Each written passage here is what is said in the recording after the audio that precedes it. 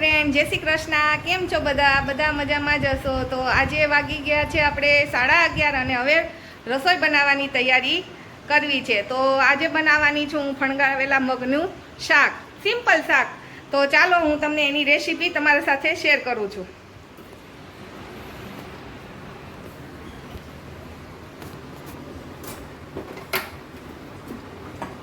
પહેલાં આપણે કુકર લઈશું અને એમાં આ પહેલેથી જ મેં મગ અને ચણા બંને ધોઈ નાખ્યા છે. તો આપણે એને બાફી લઈશું. પહેલાં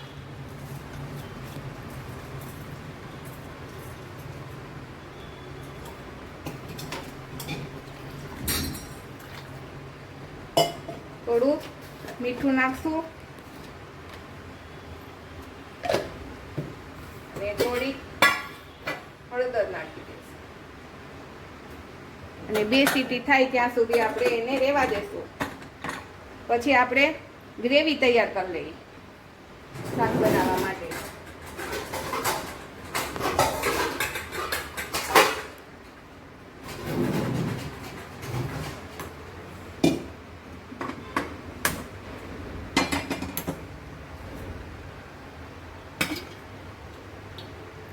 બે પાવડા તેલ લેશું.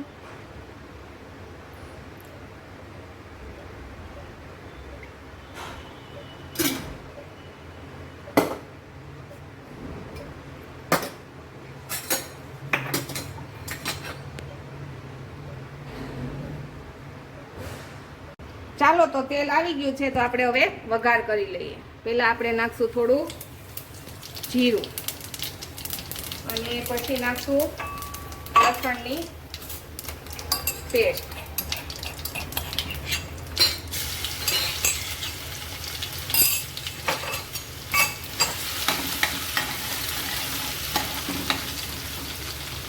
અને પછી નાખશું ડુંગળી.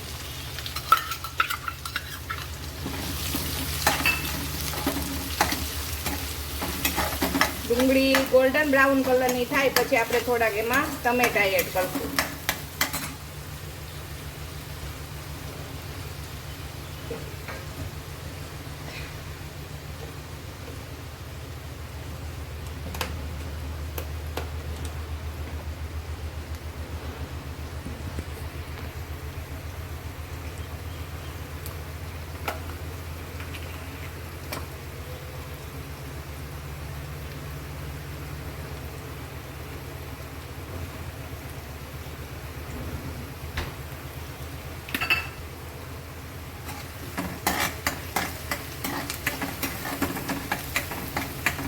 આપણી ડુંગળી થોડી ચડી ગઈ છે એટલે હવે આપણે એમાં ટમેટા એડ કરી દઈએ.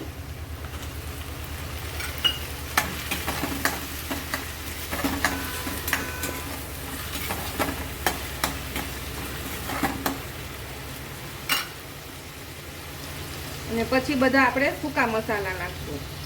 થોડી હળદર નાખશું, પછી થોડુંક લાલ મરચું પાવડર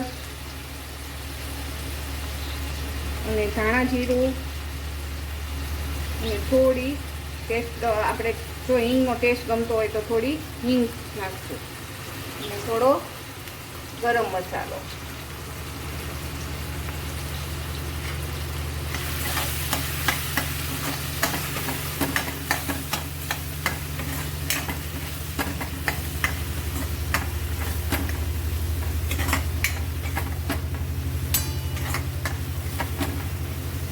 આપણી આ ગ્રેવી ચડે ત્યાં ધીમા તાપે એને ચડવા દઈશું અને થોડીક વાર ઢાંકી દઈએ.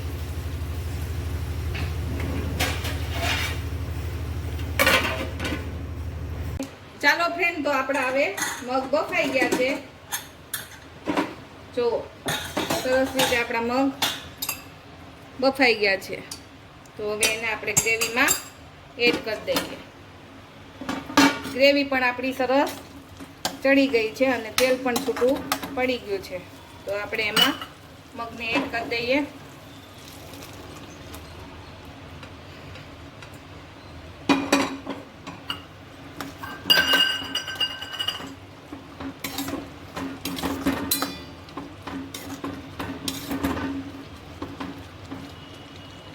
સરસ થઈ ગયો. પછી આપણે એમાં નાખશું થોડું, બાફવામાં તો મીઠું નાખ્યું હતું પણ છતાં પણ થોડું કડશે એટલે થોડું પાછું નાખીએ અને થોડોક લીંબુનો રસ.